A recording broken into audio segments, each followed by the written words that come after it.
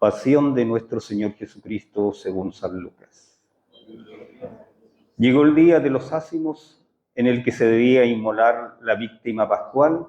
Cuando fue la hora, Jesús se sentó a la mesa con los apóstoles y les dijo: He deseado ardientemente comer esta Pascua con ustedes antes de mi pasión, porque les aseguro que ya no la comeré más hasta que llegue a su pleno cumplimiento el reino de Dios.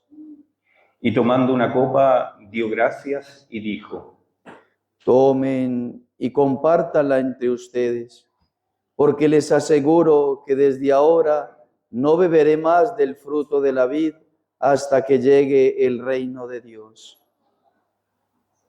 Luego tomó el pan, dio gracias, lo partió y lo dio a sus discípulos, diciendo: Esto es mi cuerpo que se entrega por ustedes. Hagan esto en conmemoración mía. Después de la cena, lo mismo con la copa, diciendo: Esta copa es la nueva alianza sellada con mi sangre, que se derrama por ustedes. La mano del traidor está sobre la mesa, junto a mí, porque el Hijo del Hombre va por el camino que le ha sido señalado, pero ay de aquel que lo va a entregar. Entonces comenzaron a preguntarse unos a otros quién de ellos sería el que iba a hacer eso. Y surgió una discusión sobre quién debía ser considerado como el más grande.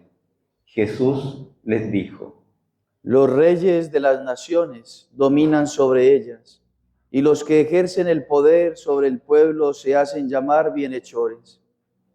Pero entre ustedes no debe ser así.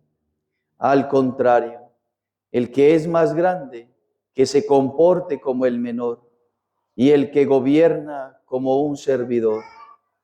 Porque, ¿quién es más grande, el que está a la mesa o el que sirve? ¿No es acaso el que está a la mesa? Y sin embargo, yo estoy entre ustedes como el que sirve. Ustedes son los que han permanecido siempre conmigo en medio de mis pruebas.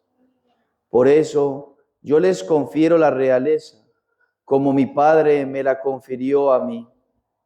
Y en mi reino ustedes comerán y beberán en mi mesa, y se sentarán sobre tronos para juzgar a las 12 tribus de Israel. Simón, Simón, mira que Satanás ha pedido poder para zarandearlos como el trigo. Pero yo he rogado por ti para que no te falte la fe. Y tú, después que hayas vuelto, confirma a tus hermanos. Pedro le dijo: Señor, estoy dispuesto a ir contigo a la cárcel y a la muerte. Pero Jesús replicó: Yo te aseguro, Pedro, que hoy, antes que cante el gallo, habrás negado 3 veces que me conoces. Después les dijo: Cuando los envíe sin bolsa, ni provisiones, ni sandalia, ¿les faltó alguna cosa? Respondieron. Nada. Él agregó: Pero ahora, el que tenga una bolsa, que la lleve. El que tenga una alforja, que la lleve también. Y el que no tenga espada, que venda su manto para comprar una. Porque les aseguro que debe cumplirse en mí esta palabra de la Escritura. Fue contado entre los malhechores. Ya llega a su fin todo lo que se refiere a mí. Ellos le dijeron. Señor, aquí hay 2 espadas. Él les respondió: Basta. Enseguida Jesús salió y fue como de costumbre al monte de los Olivos, seguido de sus discípulos. Cuando llegaron, les dijo: Judas, con un beso entregas al Hijo del Hombre.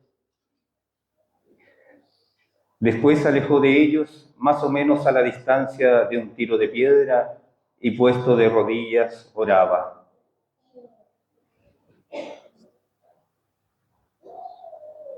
¿Dónde estamos?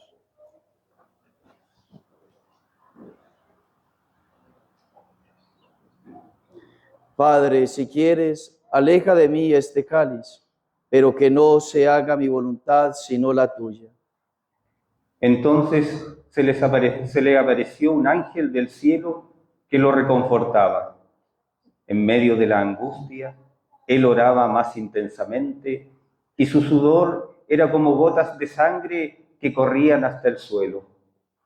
Después de orar, se levantó, fue hacia donde estaban sus discípulos y los encontró adormecidos por la tristeza. Jesús les dijo: ¿Por qué están durmiendo? Levántense y oren para no caer en la tentación. Todavía estaba hablando cuando llegó una multitud encabezada por el que se llamaba Judas, uno de los 12. Este se acercó a Jesús para besarlo. Jesús le dijo: Judas, con un beso entregas al Hijo del Hombre. Los que estaban con Jesús, viendo lo que iba a suceder, le preguntaron. Señor, ¿usamos la espada? Y uno de ellos hirió con su espada al servidor del sumo sacerdote, cortándole la oreja derecha.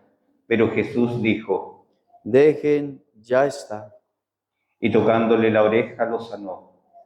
Después dijo a los sumos sacerdotes, a los jefes de la guardia del templo y a los ancianos que habían venido a arrestarlo: ¿Soy acaso un bandido para que vengan con espadas y palos? Todos los días estaba con ustedes en el templo y no me arrestaron. Pero esta es la hora de ustedes y el poder de las tinieblas. Después de arrestarlo, lo condujeron a la casa del sumo sacerdote. Pedro lo seguía de lejos. Encendieron fuego en medio del patio, se sentaron alrededor de él y Pedro se sentó entre ellos. Una sirvienta que lo vio junto al fuego lo miró fijamente y dijo: Este también estaba con él. Pedro lo negó diciendo: Mujer, no lo conozco. Poco después, otro lo vio y dijo: Tú también eres uno de aquellos. Pero Pedro respondió: No, hombre, no lo soy. Alrededor de una hora más tarde, otro insistió diciendo: No hay duda de que este hombre estaba con él. Además, él también es Galileo. Dijo Pedro. Hombre, no sé lo que dices. En ese momento, cuando todavía estaba hablando, cantó el gallo. El Señor, dándose vuelta, miró a Pedro. Este recordó las palabras que el Señor le había dicho: Hoy, antes que cante el gallo, me habrás negado 3 veces. Y saliendo afuera, lloró amargamente. Los hombres que custodiaban a Jesús lo ultrajaban y lo golpeaban, y tapándole el rostro le decían: Profetiza, ¿quién te golpeó? y proferían contra él toda clase de insultos. Cuando amaneció, se reunió el consejo de los ancianos del pueblo junto con los sumos sacerdotes y los escribas. Llevaron a Jesús ante el tribunal y le dijeron: Dinos si eres el Mesías. Él les dijo: Sí, yo les respondo. Ustedes no me creerán, y si los interrogo, no me responderán. Pero en adelante el Hijo del Hombre se sentará a la derecha de Dios Todopoderoso. Todos preguntaron. Entonces, ¿eres el Hijo de Dios? Jesús respondió: Tienen razón, yo lo soy. Ellos dijeron: ¿Acaso necesitamos otro testimonio? Nosotros mismos lo hemos oído de su propia boca. Después se levantó toda la asamblea y lo llevaron ante Pilato. Y comenzaron a acusarlo diciendo: Hemos encontrado a este hombre incitando a nuestro pueblo a la rebelión, impidiéndole pagar los impuestos al emperador y pretendiendo ser el rey Mesías. Pilato lo interrogó diciendo: ¿Eres tú el rey de los judíos? Tú lo dices. Le respondió Jesús. Pilato dijo a los sumos sacerdotes y a la multitud: No encuentro en este hombre ningún motivo de condena. Pero ellos insistían. Subleva al pueblo con su enseñanza en toda la Judea. Comenzó en Galilea y ha llegado hasta aquí. Al oír esto, Pilato preguntó si ese hombre era Galileo, y habiéndose asegurado de que pertenecía a la jurisdicción de Herodes, se lo envió. En esos días, también Herodes se encontraba en Jerusalén. Herodes se alegró mucho al ver a Jesús, hacía tiempo que deseaba verlo, por lo que había oído decir de él, y esperaba que hiciera algún prodigio en su presencia. Le hizo muchas preguntas, pero Jesús no le respondió nada. Entretanto, los sumos sacerdotes y los escribas estaban allí y lo acusaban con vehemencia. Herodes y sus guardias, después de tratarlo con desprecio y ponerlo en ridículo, lo cubrieron con un magnífico manto y lo enviaron de nuevo a Pilato. Y ese mismo día, Herodes y Pilato, que estaban enemistados, se hicieron amigos. Pilato convocó a los sumos sacerdotes, a los jefes y al pueblo y les dijo: Ustedes me han traído a este hombre, acusándolo de incitar al pueblo a la rebelión. Pero yo lo interrogué delante de ustedes y no encontré ningún motivo de condena en los cargos de que lo acusan, ni tampoco Herodes, ya que él lo ha devuelto a este tribunal. Como ven, este hombre no ha hecho nada que merezca la muerte. Después de darle un escarmiento, lo dejaré en libertad.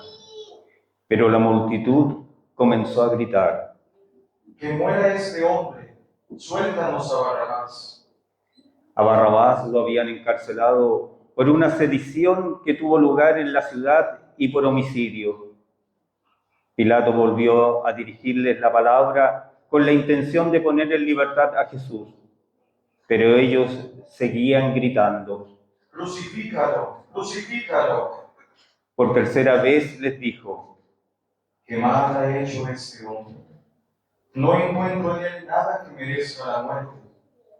Después de darle un escarmiento, lo dejaré en libertad. Pero ellos insistían a gritos, reclamando que fuera crucificado, y el griterío se hacía cada vez más violento. Al fin, Pilato resolvió acceder al pedido del pueblo. Dejó en libertad al que ellos pedían, al que había sido encarcelado por sedición y homicidio, y a Jesús lo entregó al arbitrio de ellos. Cuando lo llevaban, detuvieron a un tal Simón de Cirene, que volvía del campo, y lo cargaron con la cruz, para que la llevara detrás de Jesús. Lo seguían muchos del pueblo y un buen número de mujeres que se golpeaban el pecho y se lamentaban por él. Pero Jesús, volviéndose hacia ellas, les dijo: Hijas de Jerusalén, no lloren por mí, lloren más bien por ustedes y por sus hijos, porque se acerca el tiempo en que se dirá: felices las estériles, felices los vientres que no concibieron y los pechos que no amamantaron. Entonces se dirá a las montañas: caigan sobre nosotros, y a los cerros: sepúltennos. Porque si así tratan a la leña verde, ¿qué será de la leña seca? Con él llevaban también a otros 2 malhechores para ser ejecutados. Cuando llegaron al lugar llamado del Cráneo, lo crucificaron junto a los malhechores, uno a su derecha y el otro a su izquierda. Jesús decía: Padre, perdónalos, porque no saben lo que hacen. Después se repartieron sus vestiduras, sorteándolas entre ellos. El pueblo permanecía allí y miraba. Sus jefes, burlándose, decían: Ha salvado a otros, que se salve a sí mismo si es el Mesías de Dios en el elegido. También los soldados se burlaban de él y acercándose para ofrecerle vinagre le decían: Si eres el rey de los judíos, sálvate a ti mismo. Sobre su cabeza había una inscripción: Este es el Rey de los judíos. Uno de los malhechores crucificados lo insultaba diciendo: ¿No eres tú el Mesías? Sálvate a ti mismo y a nosotros. Pero el otro lo increpaba diciéndole: ¿No tienes temor de Dios, tú que sufres la misma pena que Él? Nosotros la sufrimos justamente porque pagamos nuestras culpas, pero Él no ha hecho nada malo. Y decía: Jesús, acuérdate de mí cuando llegues a tu reino. Él le respondió: Yo te aseguro que hoy estarás conmigo en el paraíso. Era alrededor del mediodía, el sol se eclipsó y la oscuridad cubrió toda la tierra hasta las 3 de la tarde. El velo del templo se rasgó por el medio. Jesús con un grito exclamó: Padre, en tus manos encomiendo mi espíritu. y diciendo esto, expiró.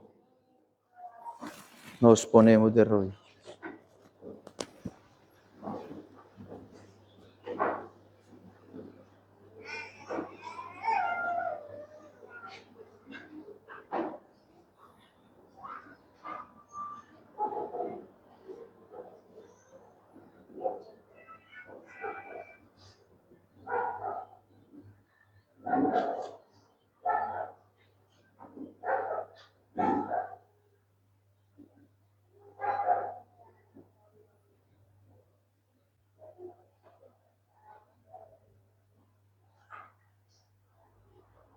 Nos ponemos de pie.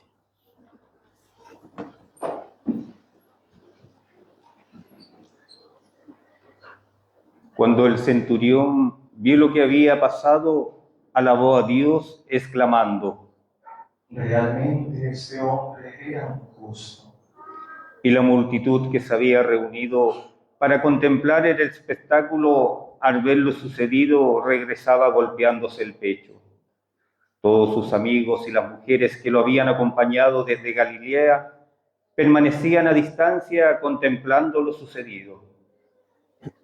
Llegó entonces un miembro del consejo llamado José, hombre recto y justo, que había disentido con las decisiones y actitudes de los demás. Era de Arimatea, ciudad de Judea, y esperaba el reino de Dios. Fue a ver a Pilato para pedirle el cuerpo de Jesús. Después de bajarlo de la cruz, lo envolvió en una sábana y lo colocó en un sepulcro cavada en la roca donde nadie había sido sepultado. Era el día de la preparación y ya comenzaba el sábado. Las mujeres que habían venido de Galilea con Jesús siguieron a José, observaron el sepulcro y vieron cómo había sido sepultado. Después regresaron y prepararon los bálsamos y perfumes, pero el sábado observaron el descanso que prescribía la ley. Palabra del Señor. Gloria a ti, Señor Jesús.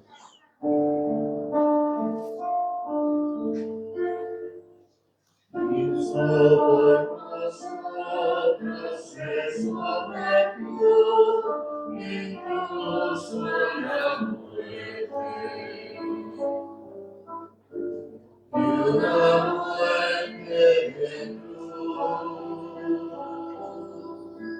Por eso Dios lo levantó sobre todos y le concedió el nombre sobre todo nombre.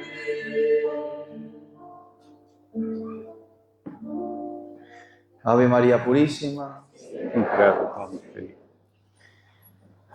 Queridos hermanos, bienvenidos a la celebración del Domingo de Ramos, como se conoce tradicionalmente el primer día de Semana Santa, en este domingo, pero también es de la Pasión del Señor, es Domingo de Ramos y Pasión de nuestro Señor Jesucristo. Y por eso leemos, contemplamos, escuchamos atentamente el relato de la Pasión, porque la Iglesia se quiere asegurar que todos sus hijos escuchen los acontecimientos, todo el contexto de la redención, para que podamos ser permeados por esta gracia tan grande. El Evangelio de la Pasión del Señor debe tocar nuestro corazón. Y por eso la iglesia en este domingo nos invita a escucharlo. Es un poco largo porque fueron muchas cosas las que sucedieron, pero hace mucho bien escucharlo porque aquí nosotros debemos renovar nuestra fe en un Dios que nos ha amado tanto, en un Dios que en cada acontecimiento, en cada cosa que fue sucediendo, fue pensando en cada uno de ustedes. O sea, no podemos escuchar este relato como algo del pasado. No podemos escuchar el Evangelio y vivir este día y esta Semana Santa como algo del pasado. Si así lo vivimos, no va a cambiar en nada nuestra vida.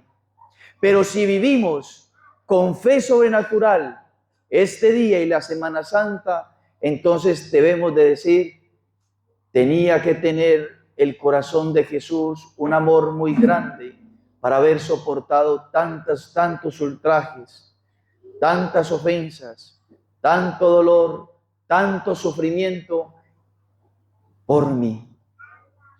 Entonces vivámoslo con fe, queridos hermanos.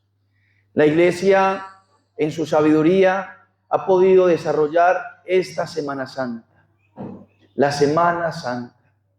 Desde tiempos antiquísimos se celebraba el domingo antes de la resurrección, el domingo de Ramos y de la Pasión. Es decir, en este domingo se celebraba la muerte y el domingo siguiente se leía el Evangelio de la resurrección.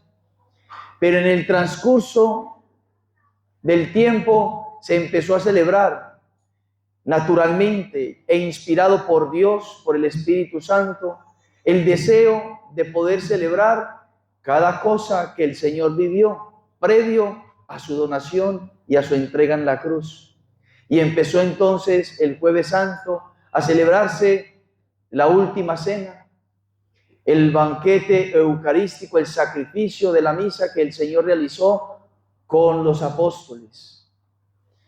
De ahí entonces el monumento que representa que el Señor sale y se va al huerto de los olivos y después es apresado, después es arrestado, es tomado por los sacerdotes, por los soldados de los sacerdotes y es encarcelado.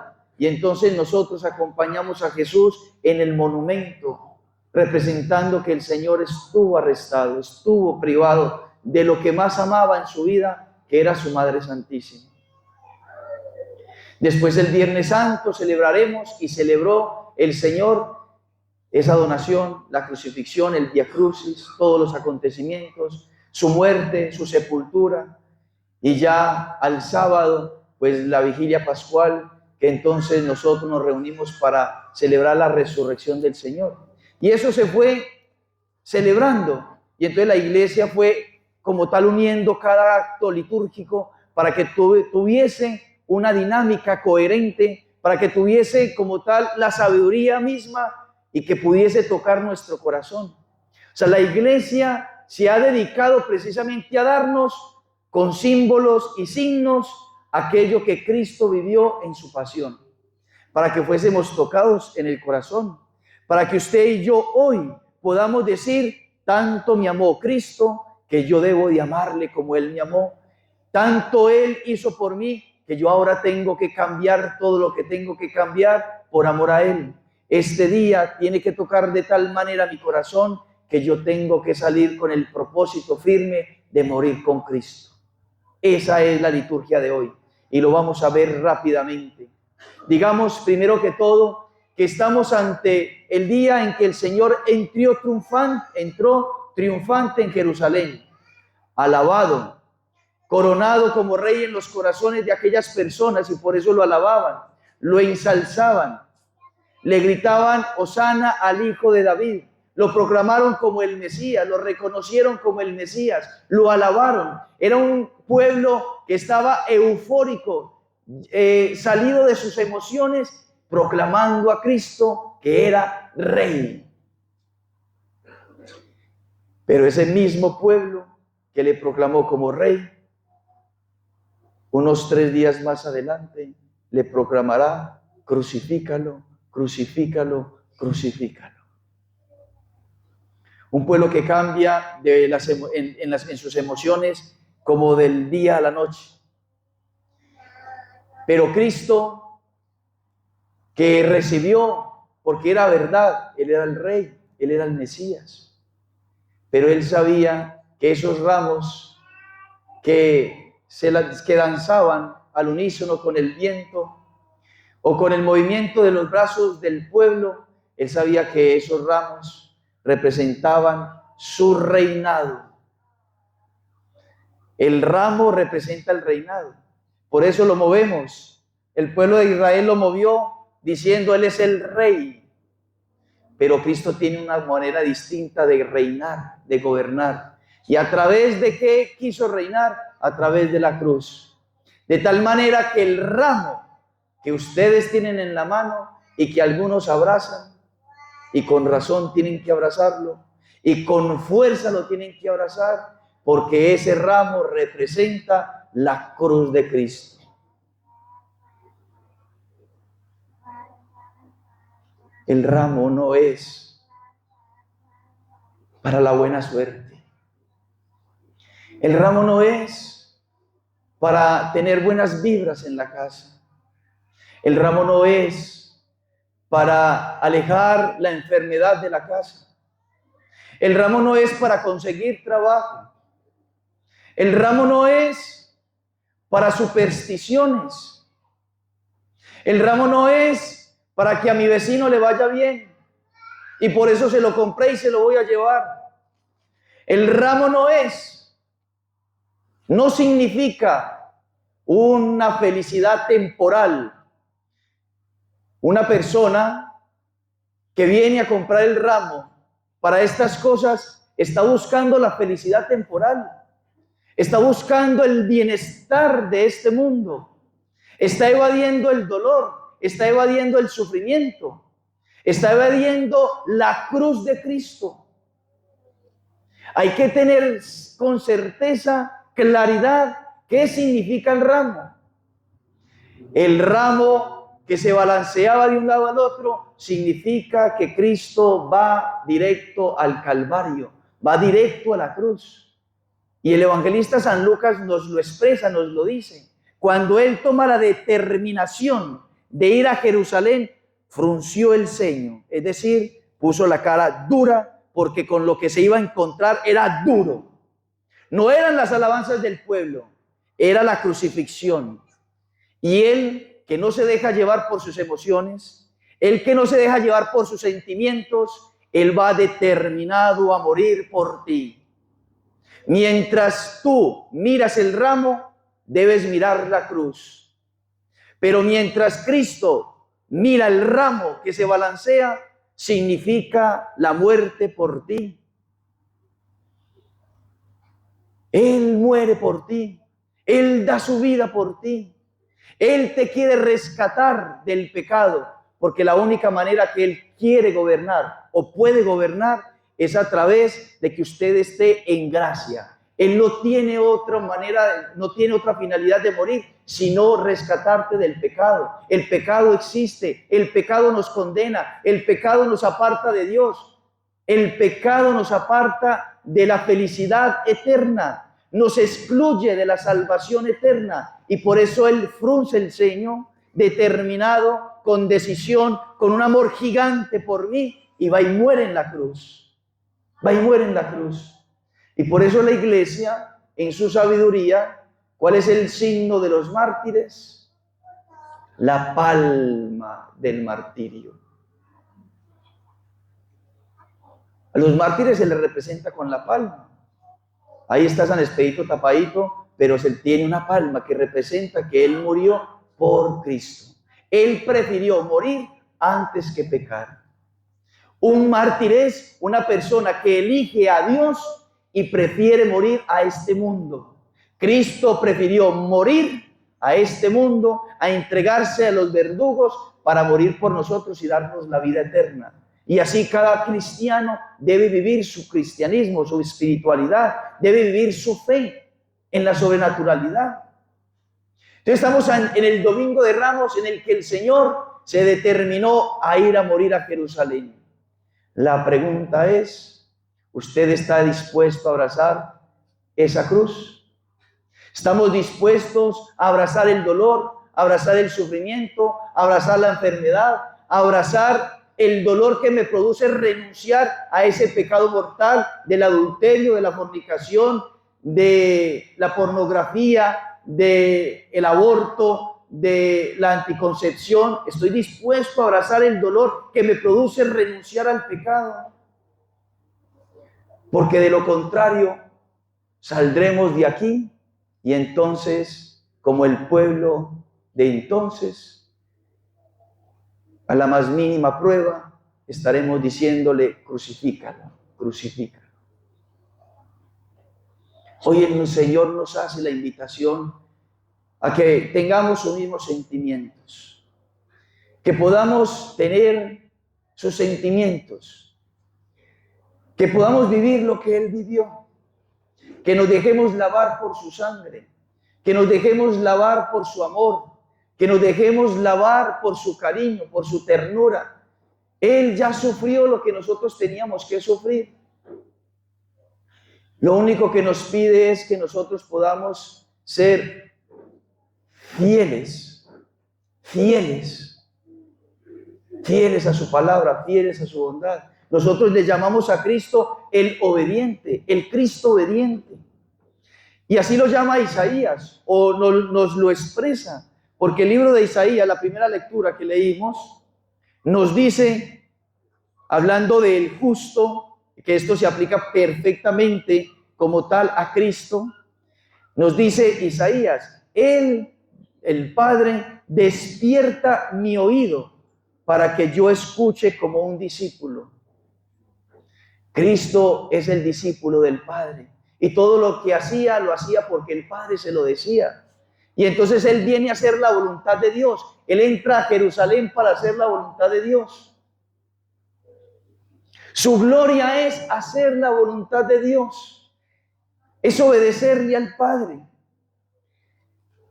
El Señor abrió mi oído y yo no me resistí, yo no me rebelé contra eso que el Señor me ponía por el camino. Él fue decidido. Cristo no se resistió, Cristo no peleó con el Señor, con el Padre. Lo que encontramos es todo un adherimiento de la voluntad humana a la divina. Cristo en el huerto de los olivos, como lo escuchamos, estaba orándole al Padre y le decía: Señor, si es posible, aparta de mí este cáliz, pero que no se haga mi voluntad, sino la tuya. Cristo vino a hacer la voluntad del Padre.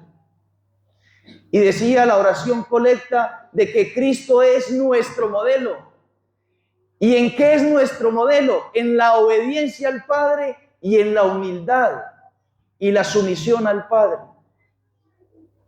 Y entonces sigue Isaías: no me volví atrás ante el grande dolor, ante el grande dolor. Como tal, Cristo no retrocede, Cristo no renuncia, sino que va adelante, va decidido a morir por ti y por mí. ¿Cuántas veces nosotros nos devolvemos? Le damos la espalda a Dios, le damos la espalda al que nos creó. Nos devolvemos del camino de la santidad hacia el camino del pecado.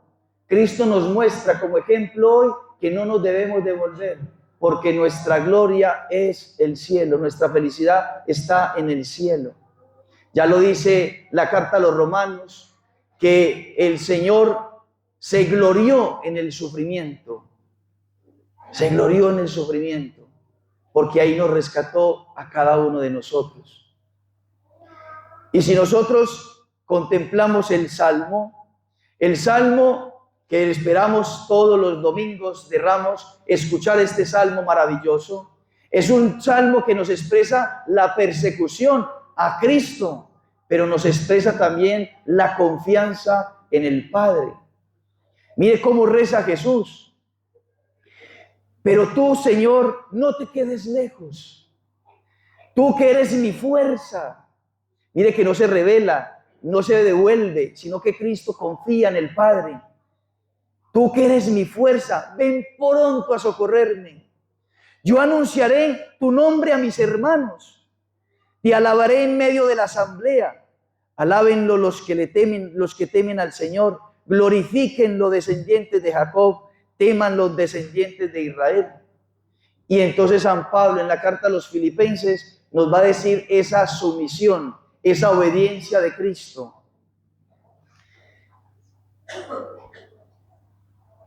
Jesucristo, que era de condición divina, no consideró esta igualdad con Dios como algo que debía guardar celosamente. Al contrario, se anonadó a sí mismo, tomando la condición de servidor y haciéndose semejante a los hombres. Y presentándose con aspecto humano, se humilló hasta aceptar por obediencia la muerte y una muerte de cruz. Y una muerte de cruz. Ese es el misterio que nosotros celebramos. Entramos con Cristo a Jerusalén a morir con Él. A morir con Él. No le tengamos miedo al dolor, no le tengamos miedo al sufrimiento, no le tengamos nada a nadie en este mundo. No temamos, el Señor es nuestra fuerza. Él está con nosotros, Él ha muerto por nosotros. Y las gracias que nos va a dar, que nos va a conceder, las tenemos ahí para nosotros ser fieles a su voluntad, para ser fieles a su amor, a su gracia. La Virgen María vivió cada acontecimiento, cada cosa, cada momento de la pasión del Señor con los mismos sentimientos de Cristo, como dice San Pablo. Ella lo vivió. Mientras los apóstoles dormían, la Virgen, como buena madre, intuía que su hijo, su corazón le decía, a pesar de que lo tenía lejos, su corazón sabía que su hijo estaba en peligro, que estaba sufriendo. Esos dos corazones son inseparables. Y entonces la Virgen María oraba, rezaba, tenía los mismos sentimientos de Cristo. Mientras que Pedro le negaba, la Virgen María le consolaba en su corazón. Mientras Judas le traicionaba, la Virgen María le donaba su vida y le pedía, si es posible, hijo, y le decía a la Virgen María en su corazón, y tengo certeza, si es posible, cambio mi vida por ti, que muera yo en vez de ti. Le habrá dicho la Virgen María en su oración. La Virgen María nos muestra cómo debemos vivir estos tiempos. Queridos hermanos, acudamos a ella, vivámosla a ella, meditemos en ella, pidámosle con todo el corazón y digámosle, Madre Santa, me llevo este ramo. Hoy me llevo este ramo de esta iglesia con el propósito de un cambio de vida, de un salir del pecado, de un querer sufrir por Cristo, de un dar mi vida por Cristo, de evangelizar a las gentes, de predicar a las personas, de hacer que el amor de Cristo lo conozcan los demás. Que usted, saliendo de esta iglesia, diga, abrazo mi cruz, abrazo mi enfermedad, abrazo mi carencia, abrazo mis dolores, abrazo mis sufrimientos. Y usted diga, no voy a dejar de ser un católico de Semana Santa, voy a ser un católico de ahora en adelante todos los días, porque abrazo en este ramo la cruz de Cristo. Quiero dar mi vida por Él, porque Él la dio por mí. Si usted tiene ese propósito, vaya contento con su ramo. Pero si no, ese ramo está mostrando algo que no es. Está significando algo para lo cual la iglesia no lo hace. Y es preferible dejarlo en el banco e irme y ser coherente con lo que yo pienso. Una persona coherente es una persona que vive aquello que celebra, aquello que cree. Y si la iglesia cree que debemos nosotros morir con Cristo en Semana Santa, morir a nuestros egoísmos, morir a nuestros pecados, morir a nuestras miserias y volver a Dios y regresar a Dios en la gracia, en el sacramento de la confesión, en la fidelidad a su palabra, a los mandamientos.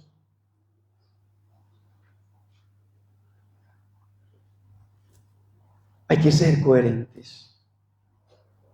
Que tengamos ese propósito. Propósito de amar lo que Cristo ama y desear lo que Cristo desea. Cristo deseó redimirnos. Nosotros debemos desear salvarnos. ¿Y cómo nos salvamos? Acogiendo la redención, su crucifixión, su dolor en nuestra vida y vivirlo a Él. Queridos hermanos, esto es lo que debemos enseñar a los niños. Los niños deben de saber de que Cristo murió por ellos y que ellos desde niños deben y pueden abrazar la cruz. Pueden abrazar la cruz, ellos se pueden ofrecer. Usted les tiene que educar para que ellos sean mártires. Mártires. Que no le tengan temor al dolor, al sufrimiento, a los fracasos, a los obstáculos.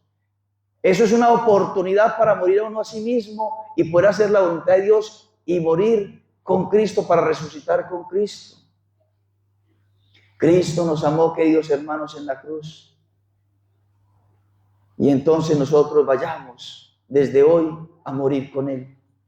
Que la Virgen María interceda por nosotros, nos conceda esa gracia, primero el don de la fe, para creer que esto es un misterio sobrenatural, el cual estamos viviendo. Es algo sobrenatural.